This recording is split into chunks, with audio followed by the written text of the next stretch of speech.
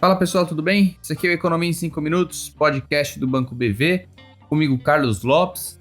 E essa semana o tema é o cenário de 2022, né? Esse ano começou já turbulento, era esperada essa certa turbulência, dado que 2021 também terminou da mesma forma, com problemas locais aqui, muitas incertezas e confusões políticas, crescimento econômico com dificuldade de ter uma aceleração relevante, e lá fora incertezas também relevantes, associadas tanto à política monetária no mundo, então os principais bancos centrais, o Fed, né, o Banco Central Americano, sinalizando uma proximidade de retirada de estímulo, e também as incertezas associadas ao avanço da pandemia, né, a Omicron aparecendo, provocando um aumento muito expressivo do número de casos em diversos países, isso levando a algumas preocupações sobre o potencial impacto sobre a atividade econômica global. Então 2021 terminou assim, e 2022, esses mesmos fatores parecem estar se acentuando, né? A principal mudança, em termos quando a gente olha para a economia mundial nessa virada de ano, foi a mudança de postura do Fed, do Banco Central Americano.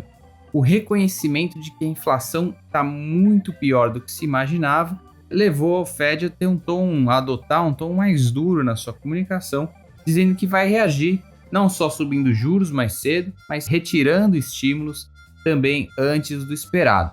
Tudo isso fez com que os juros americanos, o juro dos títulos americanos, subissem bastante, né? Eles voltaram a fazer novas máximas agora nesse começo do ano, e toda vez que o juro dos títulos americanos sobe, dado que é um ativo muito seguro, os investimentos tendem a migrar para ele e sair de investimentos de maior risco, como é o caso aí de economias emergentes e os ativos brasileiros, por exemplo. Então, toda vez que os juros dos títulos americanos sobem, isso acaba gerando uma pressão sobre os ativos de risco, sobre os ativos brasileiros, e é isso que a gente tem visto nesse início do ano. E essa pressão inflacionária, ela tem acontecido no mundo todo e preocupado todos os bancos centrais. A gente vê o preço do petróleo voltando a fazer novas máximas, superando aí o Brent já próximo de $90 o barril.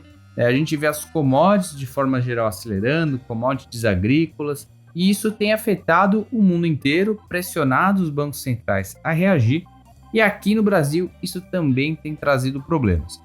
Porque a expectativa era que, ao longo desse ano, a inflação tivesse uma desaceleração importante. A gente terminou 2021 com a inflação ali próxima de 10%, e era esperado que em 2022 essa inflação pudesse ceder bastante. Tanto por conta de choques que aconteceram durante a pandemia, problemas, por exemplo, com a energia elétrica, que deixariam de acontecer esse ano, como outros, essa pressão que houve em commodities em 2021, não aconteceria em 2022. Mas ela tem acontecido, né? Os preços do petróleo subindo, o preço das commodities agrícolas subindo, a gente vê problemas de safra aqui no Brasil, no milho, na soja, isso puxando o preço de alimentos.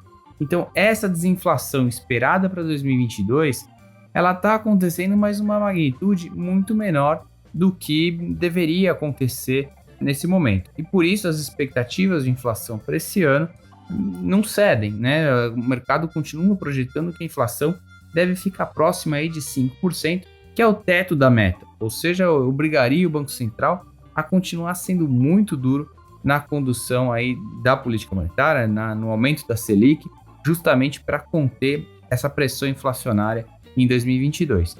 E é isso que o mercado está esperando, né? Que de fato o Banco Central continue subindo e possa subir ao risco dele subir bastante essa Selic para conseguir controlar as expectativas, controlar a inflação ainda esse ano.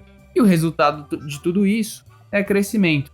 As projeções de crescimento têm cada vez piorado mais em função desse cenário de juros muito alto, incertezas relacionadas tanto à eleição, que ainda estão por vir, né, em maior magnitude, quanto essas incertezas externas. Juntando tudo isso, cenário de crescimento para esse ano está de um crescimento cada vez mais fraco, caminhando aí para um crescimento próximo de zero, ou seja, um ano de estagnação diante de todos esses problemas.